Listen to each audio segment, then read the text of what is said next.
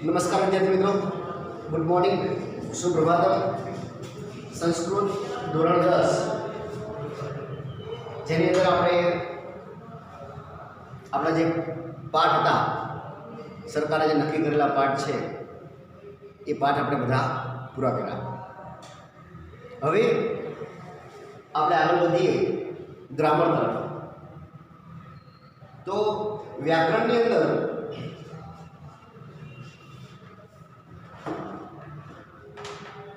व्याकरण में આપણે જોઈએ તો હવે સૌથી પહેલું આપણે ધાતુરૂપ જોવાના છે। એટલે કે તમારે ધાતુરૂપ ઓળખાવાના આવશે। ધોરણ 9 માં પણ આવતું હતું આ, અને ધોરણ 10 માં પણ છે। એટલે કે ધોરણ 9 ની અંદર વર્તમાન કાળ,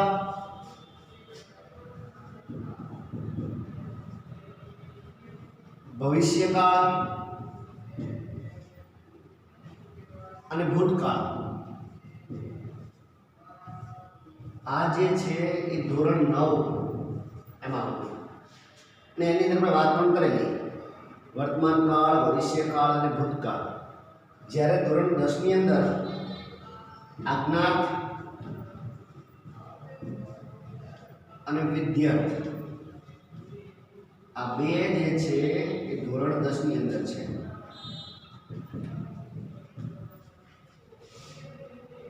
વર્તમાન કાળ, ભવિષ્યકાળ અને ભૂતકાળ ધોરણ 9 માં આવતું હતું। આજ્ઞાર્થ અને વિદ્યાર્થ ધોરણ 10 માં આવે છે। આ બંને ભેગા કરીને કુલ થયા 5। આ પાંચે જે છે તમારે પરીક્ષાની અંદર પૂછાય, 5 પરીક્ષામાં પૂછાશે। કેવી રીતે પૂછાશે, આનો શું ઉપયોગ છે, એ બધી વાત આપણે કરીએ। તો શરૂ કરીએ આપણે।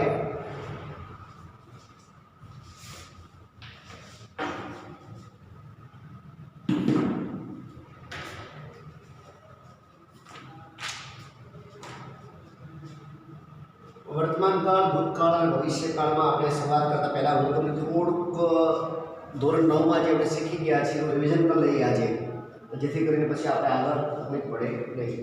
તો વર્તમાન કાળના પ્રત્યયો જે છે અહીંયા છે। વર્તમાન કાળ એને સંસ્કૃતમાં લટ લકાર પણ કહેવાય છે। એટલે ઘણીવાર પરીક્ષાની અંદર વર્તમાન કાળનું રૂપ ઓળખાવ ન પૂછાય, એમ પૂછાય કે લટ લકારનું રૂપ ઓળખાવો। લટ લકાર અન્ય પુરુષ એક વચનનું રૂપ ઓળખાવો। પણ તમને એમ થાય કે આપણે વર્તમાન કાળ, ભૂતકાળ અને ભવિષ્યકાળ શીખ્યા છીએ, પણ લટ લકાર શીખ્યા નથી, તો એનું રૂપ કેવી રીતે ઓળખાવું? તો એ તમને ખાસ યાદ રાખજો આ વાત કે વર્તમાન કાળને સંસ્કૃતની અંદર લટ લકાર એવા નામથી ઓળખવામાં આવે છે। લટ લકાર એવા નામથી ઓળખાય છે। દરેક કાળના 2 પદ હોય। કેટલા પદ હોય છે? 2 પદ। એક પદ કહેવાય પરસ્મય પદ અને બીજું પદ કહેવાય આત્મનેપદ। પરસ્મય પદ અને આત્મનેપદ 2 પદ હોય। દરેક પદના 3 વચન અને 3 પુરુષ હોય।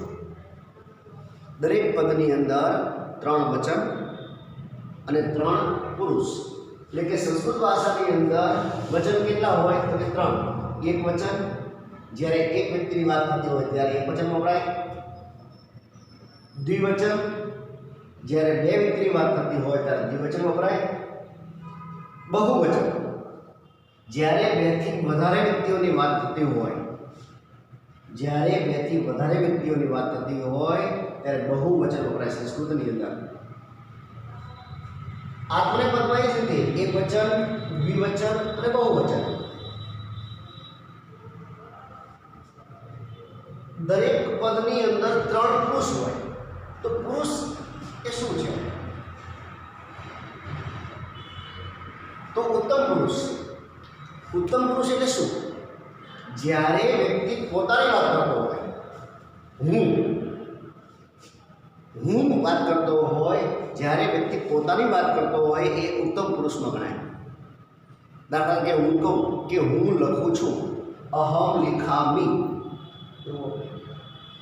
हूँ वाँचू छू, अहम पठामी, उत्तम पुरुष। पण हूँ एक नहीं, मारी साथे पण बीजो व्यक्ति है, એટલે એમ કહે કે અમે બંને, તો उत्तम पुरुष द्विवचन वह, उत्तम पुरुष द्विवचन वह, आ बने सरखा थाय, एक वचन द्विवचन द्विवचन, उत्तम पुरुष द्विवचन अमे बने, आ आत्मनेपद वैदिक रूप है संस्कृतનું અને આ જે છે લૌકિક રૂપ છે। હું, અમે બંને અને મહ એટલે અમે બધા, હું તો અંદર હોય જ। उत्तम पुरुषની અંદર વ્યક્તિ પોતે જે વાત કરતો હોય એ તો ફરજિયાત હોય જ, પણ મારી સાથે બીજા બે વ્યક્તિઓ પણ છે, બેથી વધારે પણ છે, ત્યારે બહુવચન વપરાય મહ, એટલે કે હું, અમે બંને ને અમે બધા, એક વચન દ્વિવચન અને બહુવચન ઉત્તમ પુરુષ માટે જ। એવી રીતે મધ્ય પુરુષ શું છે, તો જ્યાં મારી વાત નથી પણ મારી સામે કોઈ વ્યક્તિ હોય, પ્રત્યક્ષ મારી સામે વ્યક્તિ કોઈ છે અને હું એની વાત કરું છું કે તું લખે છે, તો यहाँ एक व्यक्ति होय तो आवशे लिखसी, बे व्यक्ति होय तो लिखतः, तमे बंने लखो छो। गुजराती में आपणे शुं बोलीए, तमे बंने लखो छो। यूयम लिखतः, युवाम लिखतः, युवाम लिखत, तमे बंने लखो छो। लिखतः मतलब लिखत होय એટલે સમજી લેવું કે મધ્ય પુરુષ અને બે વ્યક્તિ છે, એટલે કે સામેવાળી વ્યક્તિની વાત છે। સંસ્કૃતિની અંદર આ ખાસ જરૂરી છે કે કોની વાત ચાલે છે, આના આપણે તમે નક્કી કરી શકો કે અહીંયા મી છે તો વ્યક્તિ પોતે પોતાની વાત કરે છે, એકલો છે, વહ છે પાછળ તો વ્યક્તિ ધાતુ કોઈ પણ હોય, ધાતુ પાછળ કોઈ પણ હોય, આગળ ધાતુ કોઈ પણ હોય, લીખ હોય, પીપ હોય, કચ્છ હોય, ક્રીડ હોય, લભ હોય, વગેરે વગેરે વગેરે, પણ મી વહ મહ એવું સૂચવે છે વ્યક્તિ પોતાની વાત કરે છે। પોતે એકલો હશે તો મી, પોતે અને પોતાની સાથે બીજો વ્યક્તિ હશે તો વહ, પોતે અને પોતાની સાથે બેથી વધારે વ્યક્તિ હશે, કુલ બેથી વધારે વ્યક્તિ હશે, 3 હશે, 4 હશે, 5 હશે, 2 હશે, 50 100 તો મહ। પણ જ્યારે પોતાનો સમાવેશ હોય ત્યારે ઉત્તમ પુરુષ વપરાય। मध्य पुरुष तू, सामेवाળી व्यक्ति त्वम, तू लखे छे, त्वम लिखसी, तू गाय छे, त्वम गायसी, तू पीवे छे, त्वम पीबसी, तमे बने युवाम लिखतः, अने तमे बधा, मारी बात न होय, हुं कहूं के तमे बधा भणो छो। यूयम सर्वे पठत, तमे बधा भणो छो। यूयम सर्वे, तमे बधा ऑनलाइन भणो छो। यूयम सर्वे पठत, पण हूँ कोई बे विद्यार्थी ने पर्टिक्युलर कहूँ कि बे विद्यार्थी भणे छे तो पण हूँ कोई विद्यार्थी नाम मारी सामे एक ज व्यक्ति छे, तू एक भणे छे, बाकी तो बधा सूता छे, आराम करे छे बधा, तू एक भणे छे तो सी। ओके, एक बे और बहुवचन माटे सी थ एवी ज रीते अन्य पुरुषनी अंदर ती तह अंति। जो આપણે એક જ વાર શીખવાનું છે, વર્તમાન કાળ જ્યારે આપણે કાળ શરૂ કરીએ છીએ ત્યારે એક જ વાર શીખવાનું છે, પછી બધા માટે એ જ લાગુ પડશે। ભૂતકાળમાં પણ એ જ વસ્તુ લાગુ પડે, ભવિષ્યકાળમાં પણ એ જ વસ્તુ લાગુ પડે, આજ્ઞાર્થમાં પણ એ જ વસ્તુ લાગુ પડે અને વિદ્યાર્થીમાં પણ એ જ લાગુ પડે। પણ માત્ર ત્યાં કાળ બદલાય। શું બદલાશે? કાળ। અત્યારે આપણે શીખીએ છીએ વર્તમાન કાળ, પછી આવશે ભવિષ્યકાળ। ભવિષ્યકાળની વાત થશે કે શું થવાનું છે। બાકી ઉત્તમ પુરુષ, મધ્ય પુરુષ, અન્ય પુરુષ, પરસ્ય પદની આત્મનેપદ સેમ રહેશે, માત્ર કાળના અતિ બદલાશે, કહેવાતો જ નાખશે। અન્ય પુરુષમાં તી હું એમ કહું કે મહેશ લખે છે તો મારી સામે બેઠેલો મહેશની વાત નથી આ. મહેશ તો કેટલાય હોય. મહેશ કોઈ પણ વ્યક્તિનું નામ જ્યારે આવે ત્યારે માત્ર અન્ય પુરુષમાં ગણાશે. યાદ રાખજો, કોઈ પણ વ્યક્તિનું નામ આવે અન્ય પુરુષમાં ગણાય. હું એમ કહું કે મહેશ લખે છે તો મહેશ મારી સામે બેઠેલો વ્યક્તિ છે એની વાત નથી કરતો હું. મહેશ તો ગામની અંદર કેટલાય હોય. એટલે જ્યારે કોઈ વ્યક્તિનું નામ બોલાય ત્યારે વપરાય છે શું? તી. મહેશ લખે છે, મહેશ લિખતી. પણ હું કહું કે બે બાળકો લખે છે તો બાળકો લિખત આવશે. પણ બહુવચનમાં કહું કે ઘણા બધા બાળકો લખે છે, વિદ્યાર્થીઓ ભણે છે તો છાત્રાહ પઠંતી એ આમથી આવશે. પઠંતી, છાત્રાહ પઠંતી.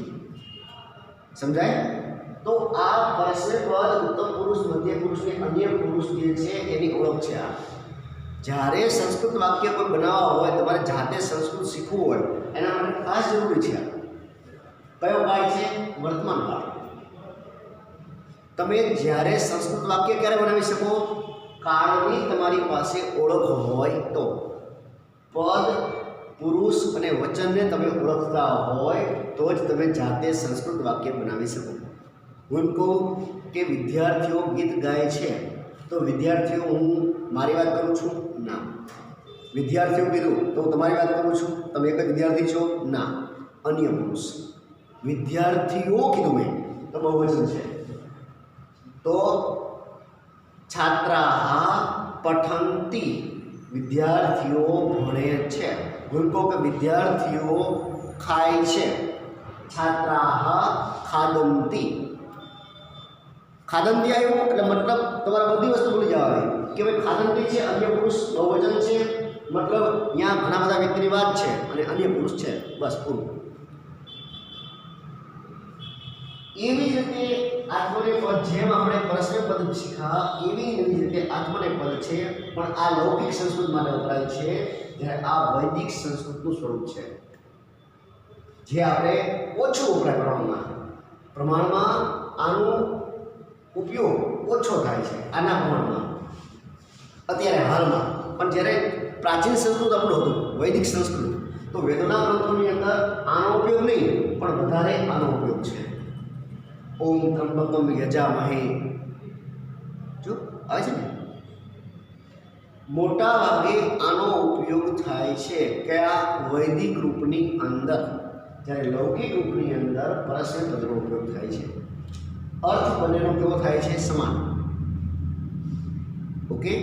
તો હવે આપણે થોડોક વર્તમાન કાળનો પરિચય અહીંયા આપણે જોઈ લો પહેલાં કે આ પ્રમાણે આપણે શીખવાનું છે અને એ પ્રમાણે આપણે આગળ વધવાનું છે. તો હવે ઝડપથી આપણે આગળ વધીએ. એક ટૂંકમાં તમને રૂપ આપી દઉં, થોડાક રૂપનો પરિચય આપી દો, પછી આપણે જલ્દી આગળ જઈએ, કારણ કે આ ધોરણ 9 આપણે શીખી ગયેલા છીએ. વધારે સમય નહીં બગાડતા આગળ વધીશું આપણે. હવે હું તમને કહું કે આ ધાતુ છે પટ, લીખ, વધ, ક્રીડ, ગચ,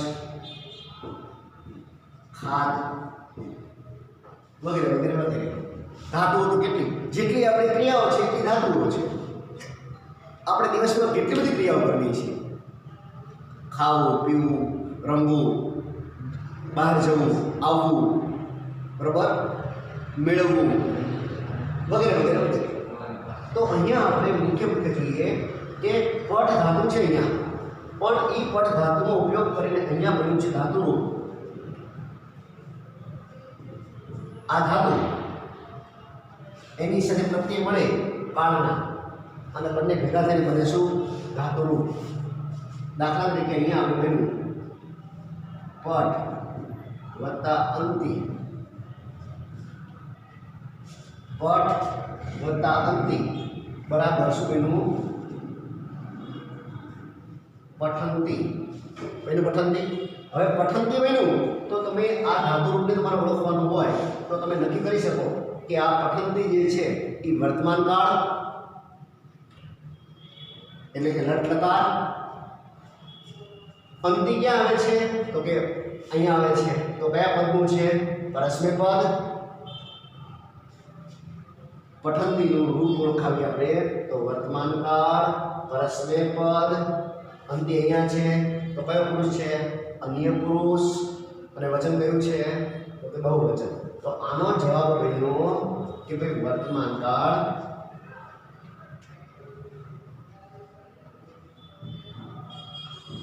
પટ ધાતુ, વર્તમાન કાળ, પરસ્મય પદ, અન્ય પુરુષ અને બહુવચન.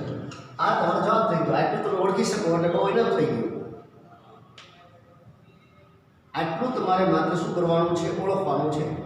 પટ ધાતુ, વર્તમાન કાળ, પરસ્મય પદ, અન્ય પુરુષ અને બહુવચન. ઓકે, તો હવે આપણે આગળ જઈએ.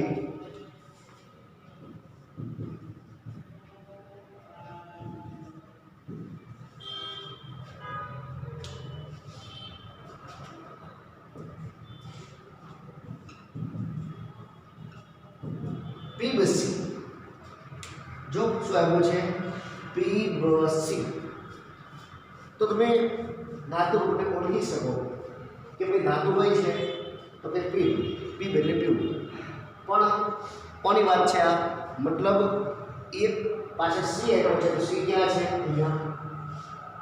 એટલે કે આ સામેવાળી વ્યક્તિ હોય એની વાત કરે છે કે તું પીવે છે. મતલબ આમાં એવો થયો તું પીવે છે. આનો મતલબ એવો થયો કે બધા વાંચે છે, બધા ભણે છે. વાંચે છે, ભણે છે બે માટે ચાલે. બધા ભણે છે, બધા વાંચે છે.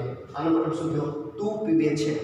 અહીંયા લખ્યું નથી તું, પણ આપણે આના આધારે આપણે ઓળખી શકીએ કે આ મધ્ય પુરુષ એક વચનની વાત છે, તુંની વાત છે. પીબસી. તો ધાતુ કઈ છે? પીબ ધાતુ. આ પ્રમાણે અહીંયા પીબ ધાતુ. કાળ કયો છે? વર્તમાન કાળ. પદ કયું છે? પરસ્મય પદ. પુરુષ કયો છે? મધ્ય પુરુષ. અને વચન કયું છે? એક વચન. આ પીબસી. ત્રીજું ઉદાહરણ લઈએ.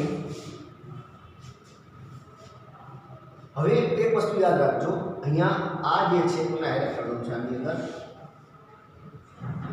ઉત્તમ પુરુષ જ્યારે આવે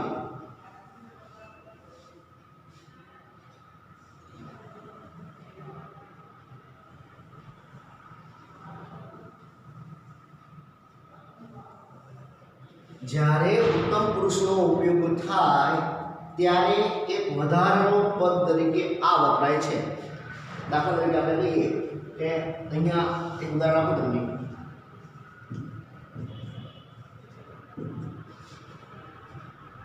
વદામી. તો તમે જુઓ આ પ્રમાણે આપણે ભણીએ કે ભાઈ પઠતી. આપણે ઉમેર્યું તો શું બનતું? પઠતી. અહીંયા ઉમેર્યું તો પઠસી. પણ અહીંયા જ્યારે ઉત્તમ પુરુષ આવે, કોઈ પણ પદનો ઉત્તમ પુરુષ આવે ત્યારે વધારાનું પદ તરીકે આ વપરાય છે. એટલે કે આનું ધાતુ રૂપ આવી રીતે બને છે વદ વત્તા આ વત્તા અમી. એક વધારાના પદ તરીકે આનો ઉપયોગ થાય છે. પાછળ તો તમારે આ જ જોવાનું છે. આના આપણે તો ઓળખી શકો, પણ તમને મનમાં પ્રશ્ન થાય કે અહીંયા છે પીબસી આવ્યું તો અહીંયા વદમી નું આવવું જોઈએ. તમને મનમાં પ્રશ્ન થાય કે અહીંયા પીબસી આવ્યું તો અહીં કેમ વદમીનું આવ્યું, વદામી કેમ આવ્યું? તો તમે યાદ રાખજો, નોટ કરી લેજો કે ઉત્તમ પુરુષની અંદર જ્યારે પણ કોઈ પદ વપરાય ત્યારે વચ્ચે એક આ ઉમેરાય છે. એટલે કે બનશે શું? વદામી. વદામી. જો આ વદને વદ ધાતુ રાખીએ તો વદાવહ અને વદામહ. એવી રીતે આગળ જઈએ વદસી, વદથઃ અને વદથ, વદતી, વદતઃ અને વદંતી. એવી રીતે આમાં જઈએ તો શું થશે?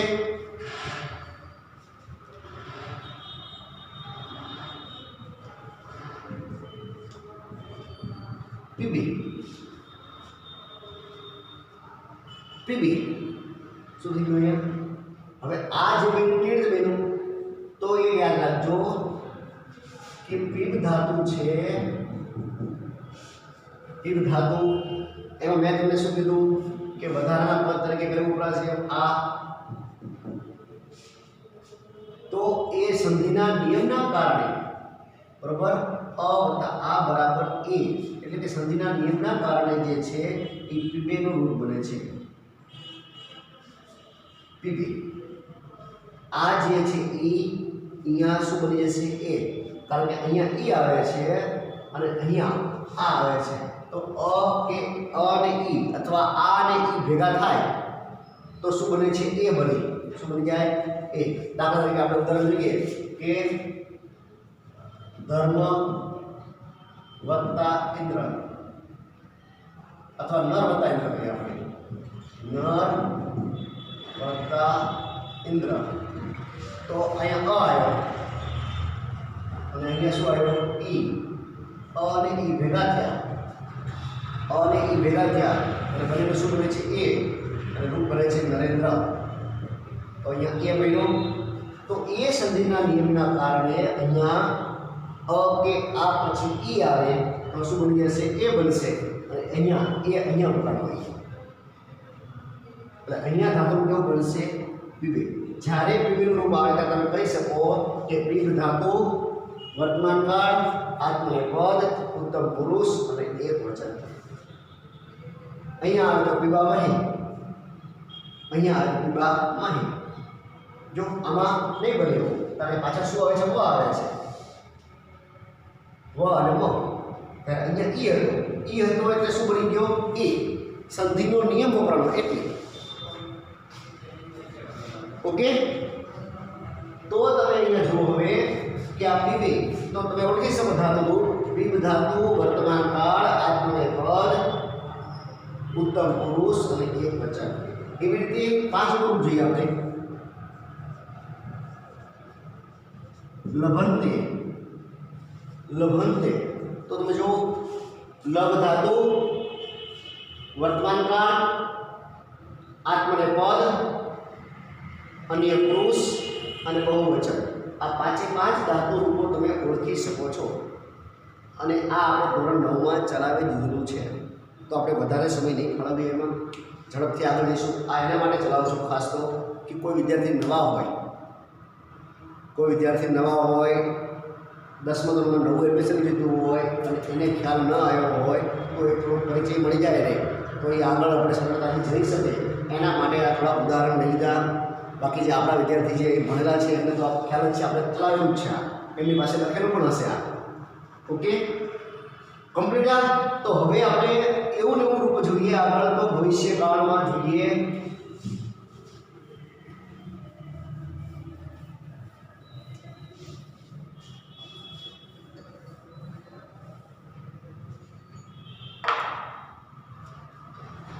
અહીંયા 5 આપ્યા છે. હવે હું તમને બીજા અહીંયા 5 લખી દઉં છું. હવે તમારે શું કરવાનું છે સાંભળો મારી વાત. આ જે છે એનો એક ફોટો તમારે એક સ્ક્રીનશોટ લઈ લેવાનો અને આ જે લખેલું છે એ લખી નાખવાનું. અહીંયા 5 ઉદાહરણ આ આપ્યા છે અને બીજા હું 5 બાજુ લખી દઉં છું. એ 10 નો જવાબ પણ તમારે નીચે લખી નાખવાનો. હવે હું તમને હોમવર્ક બીજું મારે તમને આપવાનું છે નહીં. આટલું તમારે કામ કરી નાખવાનું. કોઈ વિદ્યાર્થી આપણો જૂનો હોય એની પાસે લખેલું હોય આ બધું તો પણ કાંઈ વાંધો નહીં, પણ એને લખવાનું છે. હવે નવા ઓલામાં નવી બુકની અંદર એટલે કે તમે જે ફેર નોટની અંદર પાછળ લખતા હોય તો ભલે, ગ્રામરની બુક નવી બનાવતા હોય તો ભલે, પણ એની અંદર અહીંથી સ્ટાર્ટ કરવાનું છે ધોરણ 10નું આપણું. ઓકે. તો હવે અહીંયા 5 ઉદાહરણ આપેલા છે. બીજા 5 તમને હું આપી દઉં છું અહીંયા. એ જાતે તમારે શું કરી નાખવાના. આ પણ સાથે તમારે કમેન્ટ કરવાના છે. જો હવે આવા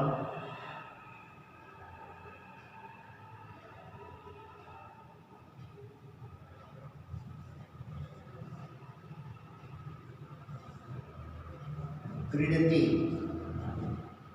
7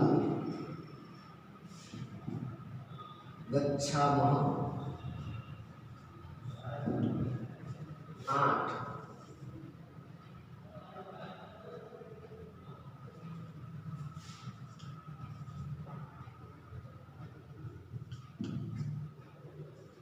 9 10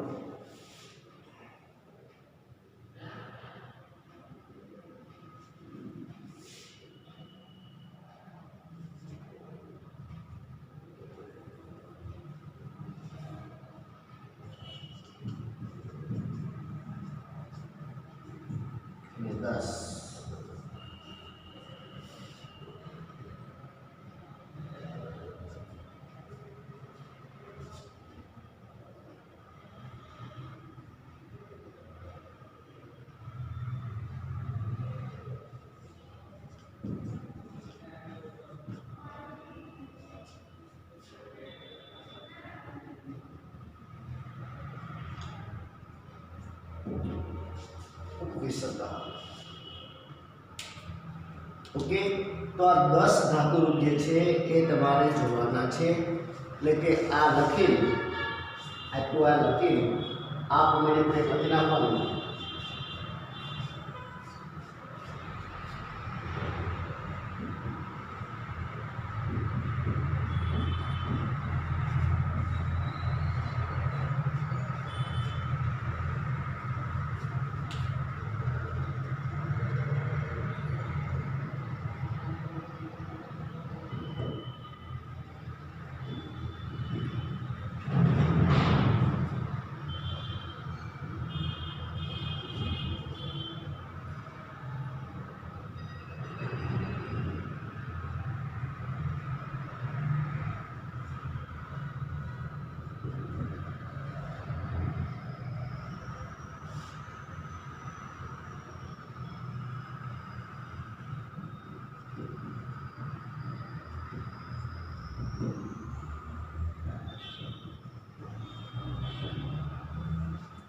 उत्तम पुरुष में हमेशा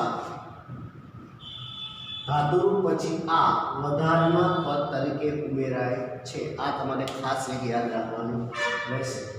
आ जे लिख्युं ए प्रमाणे बाकी धातुरूपना उदाहरण जे छे एक एनो जवाब दीधो। आ प्रमाणे जवाब लखવાનો तमारे 2 3 4 5 6 7 8 9 અને 10।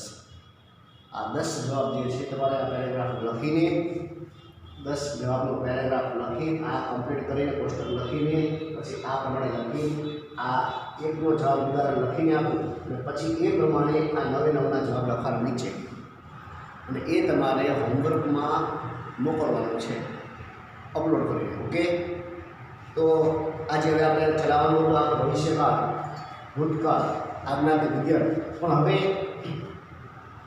જેટલો સમય આજે આપણે આમાં ઉપયોગમાં લીધો જેટલો સમય બગાડ્યો આપણે આની અંદર એટલો સમય હવે બધામાં બગાડવાની જરૂર પડશે નહીં, કારણ કે આ વસ્તુ આપણે સમજાવવાની હતી।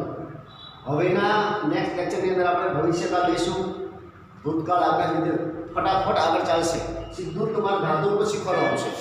હવે આ પુરુષનો પરિચય વચનનો પરિચય એ બધું ઉદાહરણ માત્ર આપવાની જરૂર નથી। આજે ગણતરી હતી મારી કે વર્તમાન અને ભવિષ્યકાળ બે પૂરું કરી દઉં, પણ એ થઈ શક્યું નહીં।